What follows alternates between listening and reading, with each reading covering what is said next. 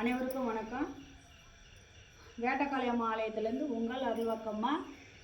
இப்போ இந்த பதிவு எதற்குன்னா, நிறைய நண்பர்கள் அம்மா எனக்கு நம்ம அடிப்படை மாந்திரிக பயிற்சி அப்படின்னு சொல்லி நம்மளுடைய சேனலில் போட்டிருந்தோம்.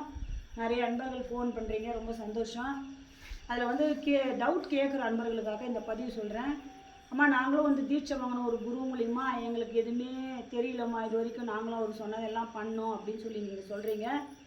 கண்டிப்பாக நீங்கள் பண்ணியிருக்கலாம். அதில் சிறு சிறு தவறுகளை நீங்கள் பண்ணியிருக்கலாம். ஒரு குரு அவர் எத்தனை வருஷம் தவங்களை திரட்டி உங்களுக்கு குருவாக நின்று உங்களுக்கு அந்த பயிற்சியை கொடுத்து உங்களுக்கு தீட்சையை கொடுத்து அதுக்கானது உங்களுக்கு சொல்லி கொடுத்து நீங்கள் இப்படி தான் செய்யணும், இந்த பூஜா பழங்கள் தான் செய்யணும், இந்த படையில் தான் வைக்கணும், இந்த விதிமுறையில் தான் கடவுளை வணங்கணும்னு சொல்லி உங்களுக்கு சொல்லி கொடுக்குறாங்க.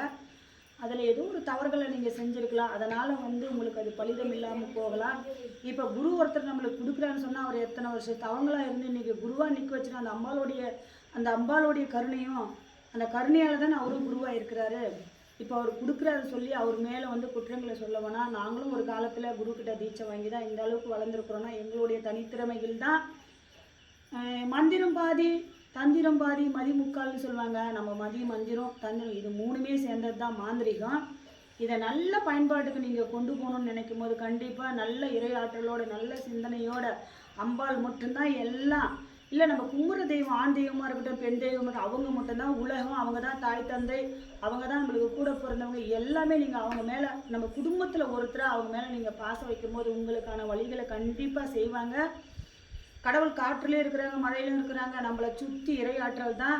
அந்த இறையாற்றலை நமக்குள்ளே கொண்டு வர்றது தான் நம்மளுடைய திறமை. அதுக்கான வழிமுறைகளை சொல்லி தான் உங்களுக்கு குருமார்கள் தீட்சை கொடுக்குறாங்க.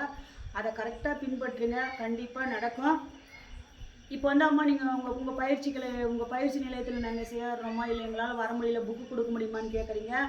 நீங்கள் பணத்துக்காக நம்ம புக்கு கொடுக்கறதில்ல. நேராக வாங்க. நேராக உங்களுக்கான பயன்பாடுகளுக்கான சில வழிமுறைகளை நாங்கள் உங்களுக்கு சொல்லித்தரோம். அதன் பிரகாரம் போங்க, கண்டிப்பாக நடக்கும். ஆன்மீகத்தில் ஃபஸ்ட்டு தைரியம் முக்கியம். தைரியத்தோடு அம்பாள் கிட்ட போராடுங்க. அம்பாள் நம்மளுக்கு அனுகிரகம் பண்ணுவாங்க. அப்புறம் சில விஷயங்களுக்கு ஏம்மா நாங்கள் மருளாடியாக இருக்கோம், அருள்வார்த்தை சொல்கிறோம், தெய்வத்தை மட்டும் வச்சு வழிபடுறோம், ஆனால் எங்களால் எதுவும் செய்ய முடியுமா, எங்களை நம்பி வர மக்கள் ஏமாந்து போயிடுறாங்க, எங்களால் முடியலம்மா அப்படின்னு சொல்கிறதுக்காக தான் இதை நாங்கள் நேர்மூலியமாக போட்டு உங்களுக்கு எல்லாமே சொல்லி கொடுக்குறோம்.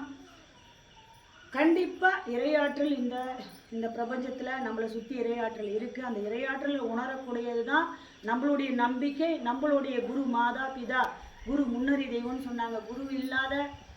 குரு தொட்டு காட்டாது சுட்டு போட்டாலும் பழிக்காது. குரு இல்லாத நம்ம எது ஒரு தெய்வத்தை வழிபட்டாலும் ஏன்னு கேட்டிங்கன்னா குரு எத்தனையோ அடிகளை வாங்கி எத்தனையோ துன்பங்களை சந்தித்து அந்த இடத்துக்கு தான் அவங்க உங்களுக்கு குருமாராக நின்று சொல்லி கொடுக்குறாங்க. இப்போ சின்ன சின்ன சீடர்கள் சின்ன சின்ன தவறுகள் செஞ்சால் கூட குருமார்களுக்கு தான் அது பிரச்சனை. அதனால தான் குருவை முன்வணங்கி நீங்கள் செய்யணும்னு சொல்லி குருமார்கள் தீட்சை கொடுக்கும்போது உங்களுக்கு சொல்லி கொடுக்குறாங்க. இப்போ என் மனசுக்கு தெரியும் என்னுடைய குரு யாருன்னு. அவருக்கு நான் தனியாக அவருக்கு ஒரு பூஜா பழங்களை வச்சுட்டு தான் அதுக்கப்புறம் உங்களுக்கு நான் குருவாக நின்று இந்த இடத்துல சொல்கிறேன், சொல்லி கொடுக்கணும்னு ஆசைப்பட்றேன். ஏன்னு கேட்டிங்கன்னா நம்ம மறைஞ்சதுக்கப்புறம் நம்ம கற்றுக்கணும் 4 பேருக்கு பயன்படட்டும்ன்றது தான். இதில் வேறு எந்த கருத்தும் கிடையாது.